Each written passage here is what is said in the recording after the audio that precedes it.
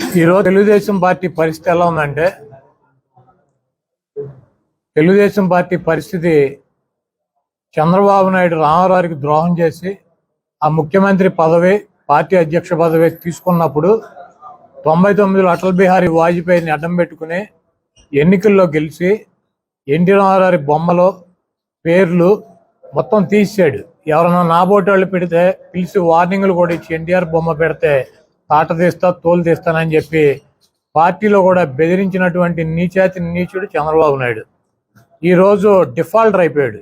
తెలంగాణలో తెలుగుదేశం పార్టీ అనేది చంద్రబాబు నాయుడు సారథ్యంలో పూర్తిగా తుడిచిపెట్టిపోయింది. సిగ్గులేనటువంటి వెధవ ఇంకా ఆయన పేరు చెప్పుకుని ఆయన చంపి ఆయన ముఖ్యమంత్రి పదవి, ఆయన పార్టీని దొంగిలించినటువంటి ఈ వెధవ వీడే రామారావుకి దండలేసి ఆయన యుగ పురుషుడు, మహాపురుషుడు ఇవన్నీ చదువుతున్నాడు. మరి యుగ పురుషుడు, మహాపురుషుడు అయితే నువ్వెందుకు ఆయన దించారో సన్నాసి అది చెప్పమంటే ఈ 25 సంవత్సరాల నుంచి అది చెప్పడు. ఆయన గొప్ప వ్యక్తి, ఆయన ఆదర్శనీయుడు, ఆయన ఆదర్శప్రాయుడు, ఆయన అనేక వ్యవస్థల్లో మార్పులు తీసుకొచ్చాడు, అట్టడుగు వర్గాలను పైకి తీసుకొచ్చాడు. ఇవన్నీ కాదని చెప్పి నువ్వు ఎదవేవడరా? నువ్వే కదా పెద్ద వెదవే. కాదని చెప్పి ఆయన ఉంటే పార్టీ నాశనం అయిపోద్ది, రాష్ట్రం నాశనం అయిపోద్ది అని చెప్పి ఆయన తీసి పక్కన పెట్టి ఆయన చావుకు గురైనటువంటి దరిద్రుడివి, సన్నాసివి నువ్వే కదా వెదవ్వే. మళ్ళీ నువ్వు వచ్చి ఈరోజు పెద్ద నువ్వే బ్రాండ్ అంబాసిడర్ లాగా ఎన్టీ రామారావు సిగ్గు శారం లేదు. ఎన్టీ రామారావు కొడుకులు ఉన్నారు, మనవాళ్ళు ఉన్నారు, నీకెందురా? నువ్వు అల్లుడివి, నువ్వు నిల్లరకం అల్లుడువా? నిన్న నిల్లరకం తెచ్చుకున్నాడు రామారావు పార్టీ పెట్టిన రోజు ఏం చెప్పావు? రంగులు వేసుకునేవాడు పార్టీ ఎందుకు అన్నావు? ఆయన మీద పోటీ చేస్తానని ప్రగల్భాలు పలికావు. ఆయన పెట్టినటువంటి అభ్యర్థి మీద ఓడిపోయినటువంటి చిన్న మిడతగాడి అని చెప్పి ఆయనే చెప్పాడు.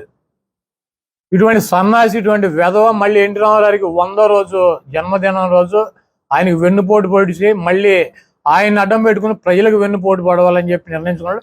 ఆకర్షణీయమైనటువంటి మేనిఫెస్టో ఇస్తాడంట. ఇదేమన్నా బట్టలు కొట్టా లేదా బంగారం షాపా? ఆకర్షణీయమైనటువంటి బహుమతులు ఇస్తాం, వచ్చి కొనండి, ఆకర్షణీయమైనటువంటి గిఫ్ట్లు ఇస్తాం, వచ్చి మా దగ్గర కొనండి అని చెబుతాడు. సిగ్గుచారం లేదు. 14 ఏళ్ళు ఏమి ఇచ్చేవారు నువ్వు ఆకర్షణీయమని?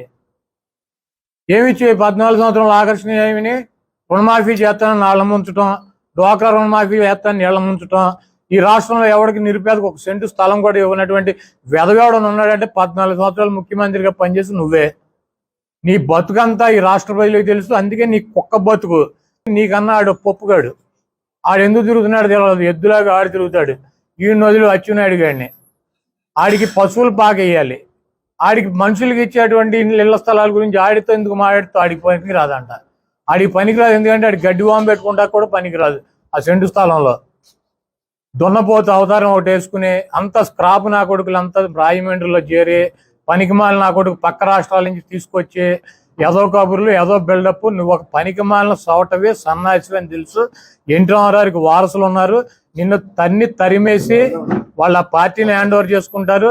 నీకు, నీ కొడుక్కి నీ హెరిటేజ్ కోవాలి ప్లేట్ మీద పెట్టుకున్న బోర్డర్లో, కర్ణాటక తమిళనాడు బోర్డర్లో అమ్ముకోవాల్సినటువంటి పరిస్థితి వస్తుంది. ఈ రాష్ట్ర ప్రజలు కల్పిస్తారు. నీకు సిగ్గు, శరము, శ్రీము, నెత్తురు లేనటువంటి వెధవ ఒక వ్యక్తిని హత్య చేసి ఒక వ్యక్తిని పదవి లాక్కుని మళ్ళీ ఆ లాక్కునేటప్పుడేమో పెద్ద వెధవ ఎన్టీ రామారావు నీచుడు, శ్రీలోలుడు.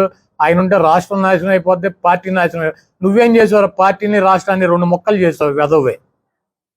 ఈ రాష్ట్రాన్ని 2 ముక్కలు చేసిన వెధవ నువ్వే కదా. లెటర్ ఇచ్చావు, వాడుకొని తెప్ప తగిలేసే రకం ఉంటుంది తెలుసా?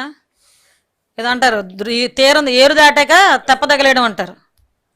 మనోడేంటంటే 5 సంవత్సరాలు కొంతమంది పోలీసుల్ని ఎలా వాడుకున్నాడంటే ఇంటి దగ్గర కాపలాలకు పెట్టుకున్నాడు, మా ఇళ్ళ దగ్గర బందోబస్తులు పెట్టాడు, పరదాలు కట్టించుకున్నాడు. ఎందుకు పనికిరాని ఎదో పనులన్నీ చేయించాడు వాళ్ళ చేత, పోలీసుల చేత. ఈరోజు ఆ పోలీసులు చాలామంది ఆ పర్యవేశానం కింద సస్పెండ్లో ఇంట్లో కూర్చున్నారు. 3 IPS ఆఫీసర్లు. అర్థమైందా? ఈరోజు పోలీసుల మీద అంత మంట వచ్చేసి 7 సముద్రాలు దాటాను. కొన్ని అదే అంటారు కదా, దీన్నే అంటారు. అందుకే పోలీసులు కూడా అర్థం చేసుకుంటున్నారు. ఇప్పుడు విషయం ఏం వాడికి భయపడాల్సిన అవసరమేం లేదు. నువ్వేం చేసుకోవాలనుకుని చేసుకో. మేము ఇప్పుడు అధికారంలో ఉన్నాం, మేము చేసే దాని గురించి భయపడిపోయి పోలీసుల మీద 7 సముద్రాలు దాటి మేము పెట్టుకుంటాం, అలా పట్టుకుంటాం, ఇలా పట్టుకుంటాం. ఒకటి మాత్రం క్లియర్గా చెప్తున్నాం, ఎన్డీఏ గవర్నమెంట్లో ఎవ్వరూ కూడా ఒక కార్యకర్త కూడా చట్టాన్ని ఉల్లంఘించి పనిచేయడు. నీకు మరీ బరిదగించి ఉన్మాదుల్లా ప్రవర్తించే వాళ్ళు మా ఎన్డీఏ కూటమిలో లేరు. నీ దగ్గర ఉన్నారు.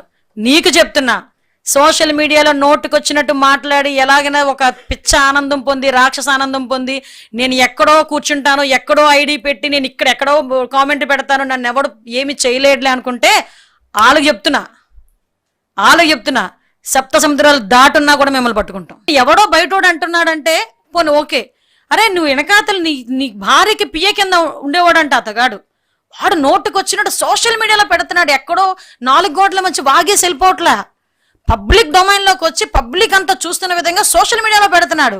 నీ తల్లి గురించి చెల్లి గురించి ఆడవడం మాట్లాడుతుంటే నీకు రక్తం మరగట్లేదేమో కానీ నాకు రక్తం మరుగుతోంది.